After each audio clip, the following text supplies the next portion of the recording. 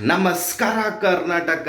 ನಿನ್ನೆ ಮ್ಯಾಚಲ್ಲಿ ನೈಟ್ 1:30-2 ಗಂಟೆ ಆದರೂ ಫ್ಯಾನ್ಸ್ ಅಂತೂ ಆ ಬಸ್ ಹೋಗೋವರೆಗೂ ಕಾದು ಏನು ಒಂದು ಜನ ಕ್ರೌಡು ನಿಂತಿದ್ರು.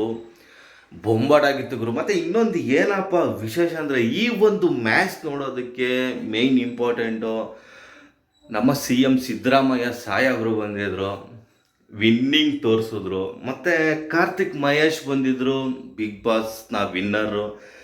ಮತ್ತು ನಮ್ಮ hat-trick hero Shivaraj Kumar sir ಬಂದಿದ್ದರು. ಒಟ್ಟಿನಲ್ಲಿ ಈ ಒಂದು ಮ್ಯಾಚ್ಗೆ ಒಂದು ಕಳೆನೇ ಬಂದ್ಬಿಡ್ತು ಗುರು.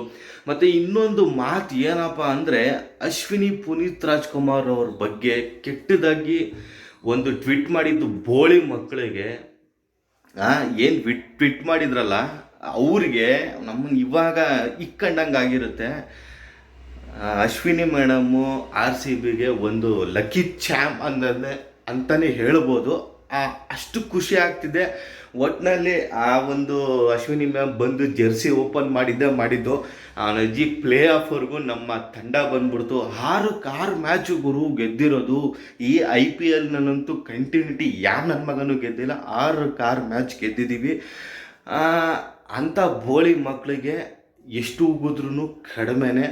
ಒಟ್ಟಿನಲ್ಲಿ ಅಶ್ವಿನಿ ಮ್ಯಾಮ್ಗೂ ತುಂಬ ಖುಷಿಯಾಗಿರುತ್ತೆ ಈ ಒಂದು ಸಂದರ್ಭದಲ್ಲಿ. ನೆನ್ನೆ ಕ್ರೌಡು ಆ ಒಂದು ವಿಜಿಲು, ಒಬ್ಬರು ಅಲ್ಲಿ ನಿಂಬೆಹಣ್ಣು ಹಿಡ್ಕೊಂಡು ವಿಜಿಲ್ ಹೊಡಿ ಮನೆಗೆ ನಡಿ ಅಂತ ಬೇಜಾನ್ ಉರಿಸ್ತಾ ಇದ್ರು CSK. ಈ ಒಂದು ಕ್ರೇಜ್ ಏನಿತ್ತು ಅಂದರೆ ಹೇಳಂಗೆ ಇಲ್ಲ ಗುರು. ಇಂಡಿಯಾ ಪಾಕಿಸ್ತಾನ್ ಮ್ಯಾಚು ಕೂಡ ಈ ರೇಂಜಲ್ಲಿ ಜನ ನೋಡಲ್ಲ. ಜಿಯೋ ಸಿನಿಮಾದಲ್ಲಿ 43 ಕೋಟಿ ಜನ ನೋಡಿದ್ದಾರೆ ಗುರು ನಿನ್ನೆ ಮ್ಯಾಚ್ನ.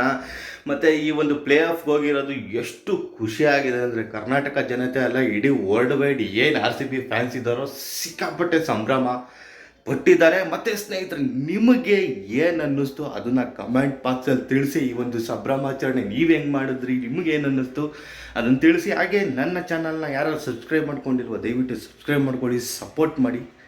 ನಮಸ್ಕಾರ.